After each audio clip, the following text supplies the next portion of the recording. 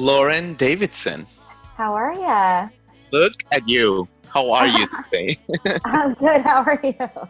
Good, good. It's great to connect. Wow, look at Yes. that! Look at that compound. Look at that artistic compound going on behind you. Just look like something's like falling off the Look wall. at that. Look at that. Memorabilia, gold records, Madison Square Garden backstage passes, the whole thing. Someday Lovely. gold records.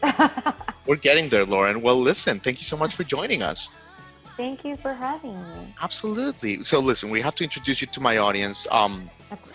We love your new single, Going Nowhere, but every song you do is a good time. I mean, critics love you. You've been called a mix of Patsy Cline and Linda Ronstadt. Digital Journal said you were one of country's most underrated artists, which I agree. We have country artists here all the time, Lauren, and you're amazing. You're awesome. Thank you. And so, yeah, we know talent when we have it, and we're very honored to have you. Thank you, Lauren. Thank you so much. Absolutely. Absolutely. So first of all, let's start with this. How is New York doing? How are you handling all this with COVID?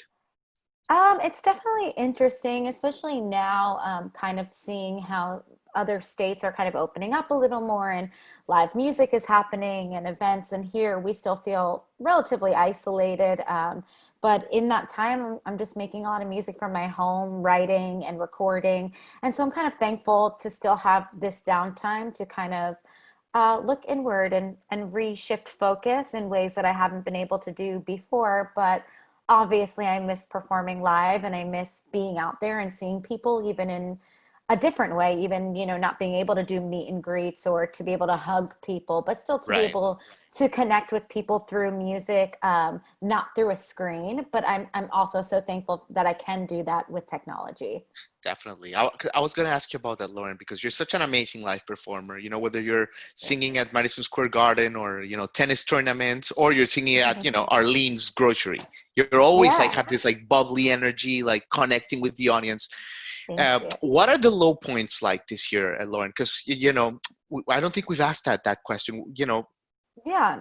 What are the low points this year for an artist when you're like, man, I'm really feeling it today. I wish I was on that stage.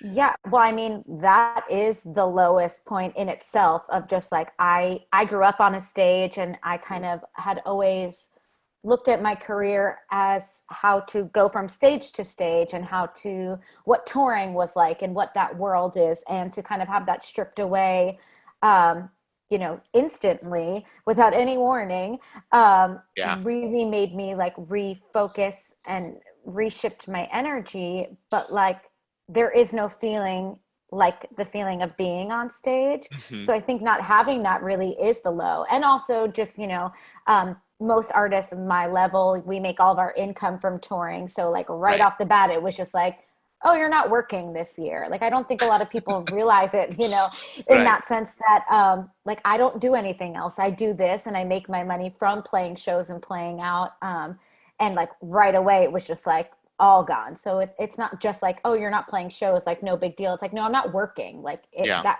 was a huge thing. So it's impacted my entire life, not just one little piece of my life. Absolutely, Lauren. Are you on Bandcamp by any chance? Like, are you? I'm not on Okay. Bandcamp. Okay. Just figuring out. Okay, cool. Yeah. So let's talk about your early life for a second, Lauren. Wanted to ask you Sure. about it. You grew up in Freehold, New Jersey. Mhm. Your dad obviously had his own music career. He even got Yeah. as far as, he opened for Paul Reiser and Jerry Seinfeld and that kind of stuff. So I Yeah. wanted to ask you, what do you remember from your dad's artistic days when you were, a little one? So by the time I was born, he wasn't pursuing music as a career anymore. He kind of put Okay, his music career aside to right. have a family. But I will say some of my earliest music memories with my dad were, when he would put me to bed, we would always have his acoustic guitar and we would kind of have Oh, like little sing along, or he would sing me to bed, similar how to nice is telling that? bedtime stories. Yeah. So Most all of most my people very, have to read the Berenstain Bears or whatever, Clifford the Big Dog, I and mean, we you get definitely had songs. stories. We definitely had bedtime stories too, but like I definitely remember a lot of music. And I think because of that, at a really young age, I loved music. And I also loved, good music and classic music and songs and artists that kind of have shaped me today versus listening to, children's songs. Like, I mean, I listened to a little bit of that kind of stuff in school, but I mean, I was listening to Billy Joel and Elton John Perfect. and Crosby, Stills, Nash Young and Oh, Fleetwood Mac and, like these really, really incredible storytellers and singer-songwriters that most kids, at 4 or 5, I'm trying to remember, like yeah, around that age are some of my earliest memories are listening to in their life. So that's that's amazing. definitely impacted me that way. But I never got to see him on stage. Um, but we did have a little like recording studio in the house, and my dad, throughout my childhood was recording music. So I think it was cool to see that from an inside eye, which I never would have gotten to see Definitely. otherwise. That's cool. So you're this little Yeah. girl in elementary school talking about Carole King. And Yeah, everyone's like, "What are you talking about?" basically. That's You're great. right. Yeah, absolutely. So when you started writing songs, your dad kind of helped you out. Like, how was that? Mhm. So basically, I was, I've been a singer my whole life. I went to college for musical theater and kind of was playing shows around the Yeah. country. And when I moved to New York City, I started singing in bands as like a side job while I was still auditioning to be Cool. on Broadway, basically. Yeah. And when I was doing that, there was just this energy of being around musicians that was like unlike anything I had ever really experienced before. In some ways, it was so comforting and comfortable, and I just like love that energy too. So I started having these melody ideas for my own songs and lyric ideas. And I was like, are these good? Are these bad? I had no idea. And Right. I brought them to him to be like, help me sort this out. Cause we've always been really close. So it was just kind of like, help me sort this out. Like, this is something you used to do. Like, help me. Just like, let's see if there's anything here. And next thing I knew, I had 1 song, 3 songs, 5 songs, 7 songs. And I got to like throw up these songs with a band. So all of my first songs I had only written with my dad. I had not written with anybody else. So it was kind of interesting to learn the basics with him and through him. And also, I cherish those songs because they were an experience we had Oh, together. that's And we nice. still write together now. Just I do write with a lot of other people. So learning how to write, and how I write and how I approach writing. Yeah. I've been more open to other ways and not just his way or Sure. our way, so to speak. But it's definitely easier to write with someone who's known everything you've been through in your life than with a stranger. But I was gonna ask you, is it, Lauren? Because opening up with your dad, these Yeah. wounds, just putting yourself out on the table, like no kid kind of wants to do that with their parents, and like artistically, that must be quite interesting.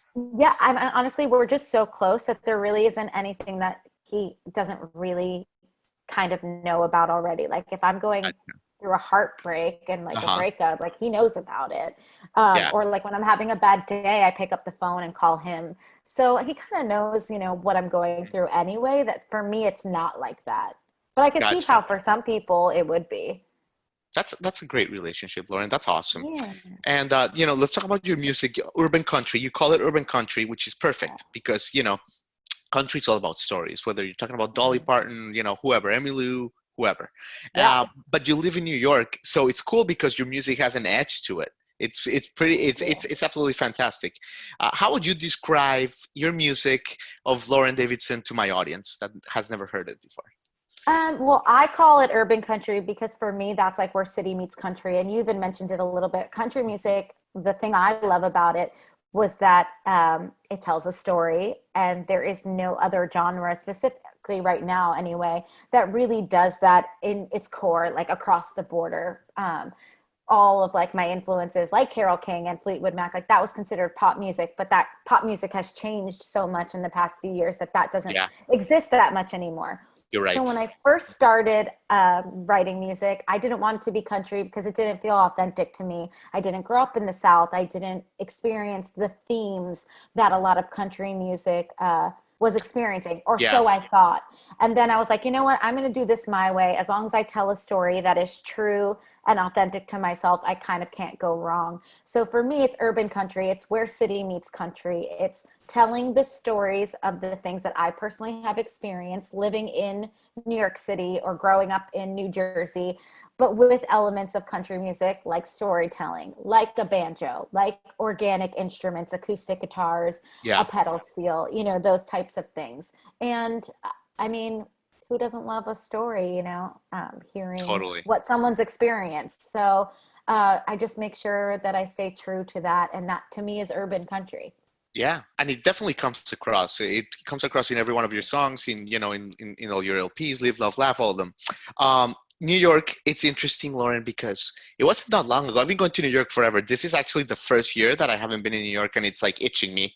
And Yeah. I'm telling my body like it's all right. It's just a pandemic. But the point Okay. being that there's it not that long ago, it was hard to find country in New York, and lately Yeah.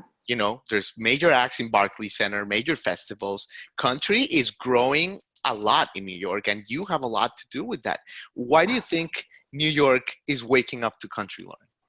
Honestly, I'm going to give credit to the radio station. So about 6 years ago, I think it was 6 years ago now, New York City got its own country music radio station. It covers New York and a lot of New Jersey as well. And that's when the genre started, blooming because people were turning their radio dials, hearing these major stars like Carrie Underwood and Hmm. Miranda Lambert and Luke Bryan and all these, in their radio. And then because of that, there was a need for those artists to tour here. Yeah, So, I even just from when I started my music till now, like have seen how much the genre has grown here in New York City and how many country music fans there are and how a lot. many country music artists come through New York. In addition to all those artists come here for press and they come here Right, promo, and they were here anyway. It just no one knew they were here. And now they're right. having concerts here. So it kind of bands all the fans together. And it's been so cool to be a part of the growing community here, and also to get to experience the fans Yeah, who live here. absolutely. But more than the growing community, Lauren, I have to tell you, when people think, and like we have a lot of Nashville people here, when people think New York, artists that are on the up and come, two names always come. Yours, Lauren Davidson, and Carolyn Miller. These are two names that just keep popping up. Like there's these two girls, one from, and it's so you're right up Yeah, there on the up and up. So it's really cool that you're thank building you. that reputation out. Like, yeah, I've heard it from like three sources, so it's cool. Thank you. Yeah, yeah, for sure. So going nowhere. Let's talk going nowhere for a second because it's a heck of a song. It was on Apple Music Country Hot Tracks like the week it came out. Yeah. What's the feeling of working on your baby like that, Lauren, for months? The songwriting, the production, the editing, the detail, so much work, and then you put it out Yeah. in the universe and people love it. How did that? I mean, of course, What's that that's feel? amazing. I think releasing music in general is something that's so strange when you kind of break it down for that reason. You put a piece of yourself into a song and, maybe it sits on a shelf for a year or 2 years or 3 years, who before you even are like, oh, I want to go into the studio and record this track. And then you get reacquainted with it. And then you start, putting all of your heart and your soul into something again.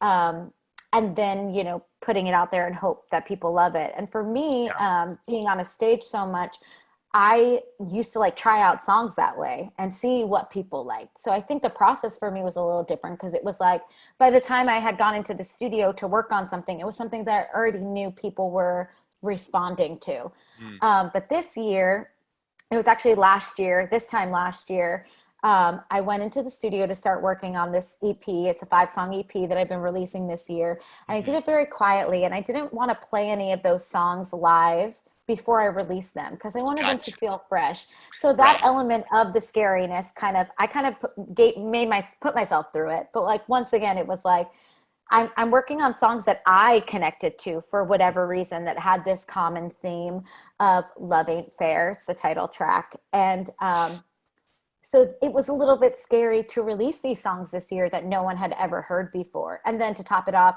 releasing music from home versus being out there and playing them for right, people and really getting to talk to people about it and everything just being through a phone or a screen. right. It's been so rewarding in so many ways, but also so terrifying in others.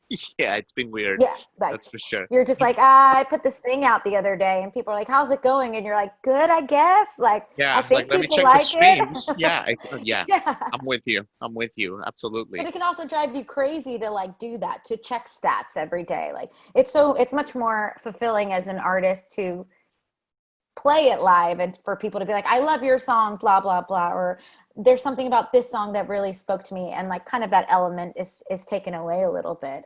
Definitely. So I try to just connect with people any way I can, and I Yeah. hope everyone's loving the music as much as I do.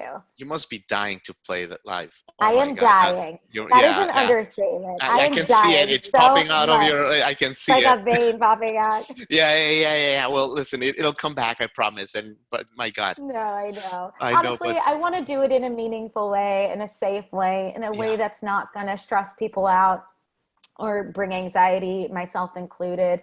yeah, And, I don't want to be put in a situation that's, putting anyone in danger. So it's yeah, definitely better to wait, but it's so crazy. I haven't seen my band in, yeah, I mean, how many months has it been? And I'm used to seeing them all the time. all I the haven't seen time. them since February, some of them. So Yeah. it's just so crazy to think about that. Yeah. Well, it's interesting, Lauren. This week I was in an online, of course, music conference, with some people from AIG and some whatever. And Mhm. I thought it was interesting that the people in Europe, which had been opening more than in America, they were Mhm. doing socially distanced concerts. And I thought they were going to sell like hotcakes, right? Because like people like, you're an artist, I'm a music guy. So we like, oh my God, we Right. look. But a lot people are scared to buy tickets. I thought that was There's crazy, definitely, yeah, you know? there's definitely a mix. There's some people who Yeah. are definitely like running any chance they can get, and Right. some people who are just like, no, not yet, not for me. And Right. of course, that's understandable and to each their own. But it is kind of hard to see people, who are playing drive-in concerts and finding really creative ways Yeah. to do things socially distanced. And I live in New York City. Like there, you can't have a drive-in concert here. Can't have a driving Um, concert now. I mean, they have drive-ins and stuff like in the surrounding areas. It's hard to get to. It's hard to plan. And we were a hub for so long that Yeah, there's still a lot that we're not even like technically allowed to do or permitted to do, and it is sure. hard to see other people doing it. But like you said, it'll Yeah. come back, and it's going to be so amazing when it finally does. And I Oh can't my wait God, it's for gonna that be first insane. show. It's It's gonna going to be be so insane. crazy, and I do really look forward to that day.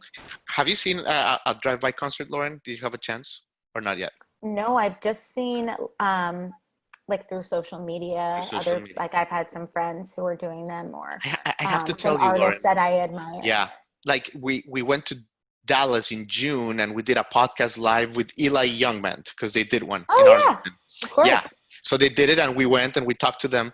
And I have to tell you, like the show sold out, all that stuff, but it's just different, Lauren. It's just something's missing, Yeah, of course. I mean, you know? especially like feeling the energy of people close up, or people dancing and singing. I'm sure a lot of that is stripped away for Definitely. obvious reasons.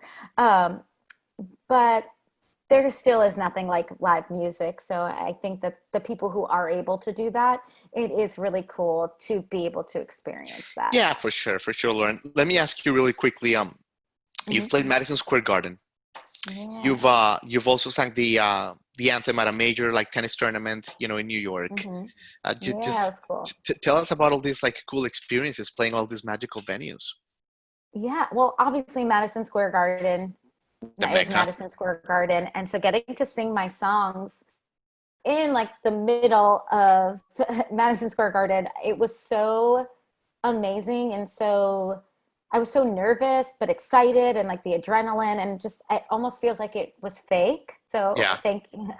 Getting to talk about it is so cool, to be like, oh like a yeah, that blur. It's actually like a did blur. Yeah. happen. Like that was, I didn't just dream that, because it literally was No. a dream come true. And I got to sing the national anthem at Madison Square Garden the year before that. It's crazy to think that, I performed at Madison Square Garden this January. Like it was Yeah. this year. I, And then last year got to sing the national anthem, which was amazing. And the same thing for the tennis tournament. It was at the did old not. former Nassau Coliseum, which was really cool, for the New York Open, which was pretty incredible. And That's yeah, awesome. That's great. it's so Oh, cool. listen. Oh my God, I love it, Lauren. Well, listen. There's a rumor you're gonna play a song for us, but I want to ask you one more question. Urban Country Jam. You're doing another one on Yeah. November 14th. What is it? You already did one. It was a success. Why don't you tell us about it? How can we help? Shoot it out. Yeah, cool. So Urban Country Jam is a live show normally that's a mini festival that features usually about 3 to 4 emerging country music artists in an urban setting. So we did the first show live in New York City at the Cutting Room. It was sold out. It was an amazing night back in February, right before COVID. And then because of COVID, moved it to a virtual space. And recently been doing this crowdfunding campaign to raise funds so that we can pay all the artists who are involved for their time and their talent. Like I mentioned earlier, not being able to tour, artists of this level kind of have virtually lost all of their income. And a lot of people have also, lost organized ways to perform. They're doing live streams and trying to just get out there in front of people any way they can safely. But by having Urban Country Jam, it's an organized event where, as a fan too, you can tune in and see 3 amazing artists or 4 amazing artists. So I set up this GoFundMe campaign to raise funds by the fans, similar to buying a ticket to a show. So instead of buying a ticket to a show, since we can't do that now, any donation, no big or small donation, it does not matter. Every little bit helps. And the money goes straight to the artists involved. So we did the first crowdfunding show last Saturday with Honey County and Morgan Miles and myself. And it was amazing. It was a huge success. And we raised enough money to do another one, like you mentioned, on November 14th. So a lineup is coming soon. And it's an ongoing campaign. If we can continue to raise money, we're going to keep playing shows until we can get back into concert venues. Well, and Lauren, why don't you share the link with us? My audience is really nice about helping each other How out. How do I do that? You probably don't. It's a complicated link, right? Yeah. Okay, just you can find it on my page, which is Lauren Davidson Music on Facebook. Right? There's a GoFundMe link there. It's also linked to my Spotify, which is Lauren Davidson Music. They added a feature recently where you can find that link there, which is great as well. Yeah, that would be amazing. Please donate. And, my God, we can't wait. Can't wait to see you perform. Yeah, so the more money we can raise, the more virtual events we're going to have. And then when we can get back into venues, we'll have another show in New York. And we had a few planned for around the country and other cities that all had to be canceled too. So hopefully those can get back out there too and keep growing the brand, something that's really important and really special to me. Well, listen, when you have a good product, it sells itself, Lauren. And you have the best product, which is you. So don't worry about it. There's no stopping the product, you are the original Coca-Cola. You can't, it's Coke. What are you going to do? It's Coke. And I quote you on that. Oh, Lauren, that's awesome. Well, listen, you've been so generous with your time. Is it true you're going to play a little song for us? Yeah, I'm going to play my current single, Going Nowhere. Oh, Ready? My God, that's awesome. Yes, absolutely. Right. Thank you so much, Lauren. Here we go.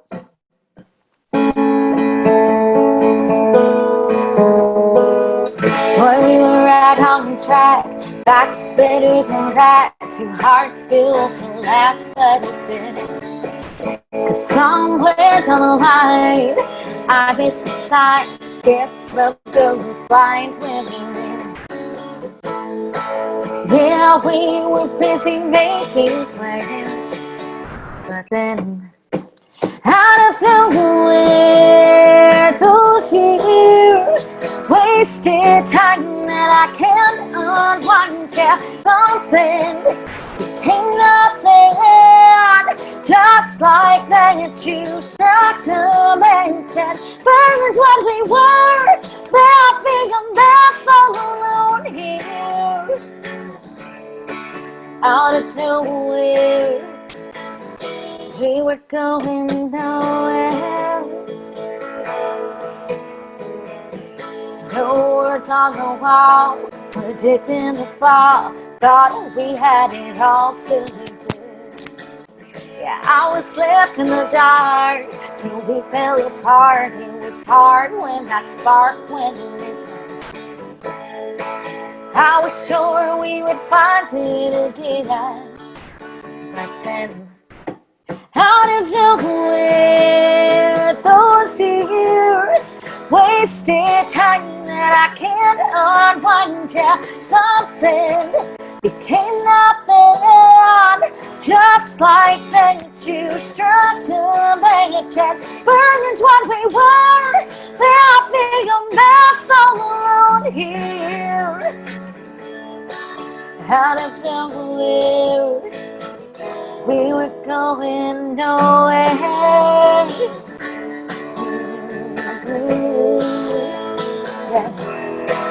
nowhere.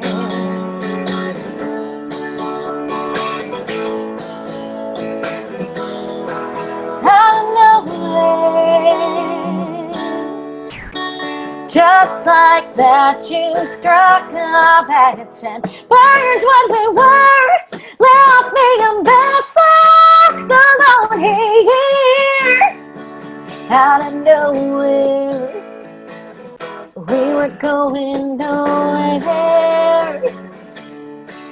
That wasted time that I can't unwind.